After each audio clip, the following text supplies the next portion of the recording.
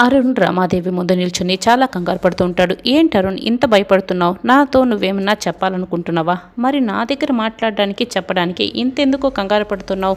నువ్వు నాతో ఏదైనా చెప్పాలనుకుంటే డైరెక్ట్గా చెప్తావు కదా. ఇప్పుడు కూడా డైరెక్ట్గా చెప్పేసాయి, ఎందుకు ఇంత కంగారు పడుతున్నావు అని రమాదేవి అడుగుతూ ఉంటుంది. అది అని అరుణ్ అయితే నసుగుతూ ఉంటాడు. ఇక కంగారు పడుతూ ఉంటాడు.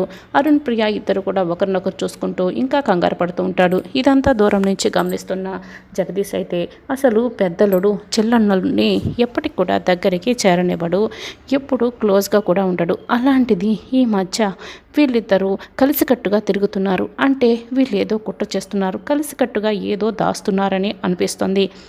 కలుగులో ఉన్న ఎలుకని బయటికి రప్పిస్తాను, చూస్తూ ఉండు అని జగదీష్ భ్రమరకి దీక్షకి చెప్తూ ఉంటాడు. ఎప్పుడండి కలుగులో ఉన్న ఎలుకని బయటికి రప్పిస్తానని చెప్తూనే ఉన్నారు. అదేదో త్వరగా చేయండి అని. పైగా నిన్న రాత్రి అరుణ్ బాబుతో మన దీక్ష డాన్స్ కూడా చేయలేదు, విన్నారు కదా. ఆ చామంతి చేసిందంట. ఇంకా ఏమేం ఘోరాలు జరుగుతాయి ఏంటో. మన చేయి దాటక ముందు పని పూర్తి చేయండి అని భ్రమర అంటుంది. ఈరోజే ముహూర్తం పెట్టానులేవే అని జగదీష్ అంటాడు. చామంతి అయితే కాఫీ చేస్తూ కిచెన్లో ఉంటుంది. కాఫీ చేస్తున్న ఇక చామంతి బయటికి వస్తుంది. అప్పుడే జగదీష్ సరిగ్గా భ్రమర దీక్ష కిచెన్లోకి వెళ్ళి గ్యాస్ లీక్ చేస్తారు. ఇక గ్యాస్ ఇంట్లంతా కూడా నిండిపోతుంది. ఫైర్ అలారం మోగుతూ ఉంటుంది. ఫైర్ అలర్ట్ అని చిట్టు వార్నింగ్ ఇస్తూ ఉంటుంది. అదేంటి ఫైర్ అలర్ట్ వచ్చింది, అసలు ఏమైంది ఈ ఇంట్లో అని రమాదేవి అయితే కంగారు పడుతూ ఉంటుంది.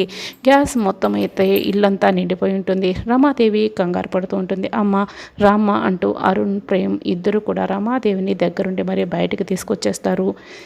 ఇంకా అప్పుడే గదిలో అటు ఇటు తిరుగుతున్న రోజాకు కూడా ఫైర్ అలారం వినపడుతుంది.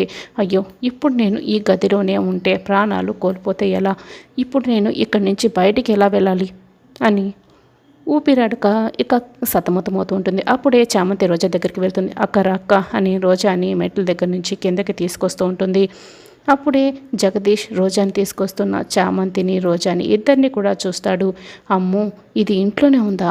ఈ చామంతి సహాయం చేస్తుందా అని జగదీష్ అయితే కళ్ళు పెద్దవిగా చేసి మరీ చూస్తూ ఉంటాడు.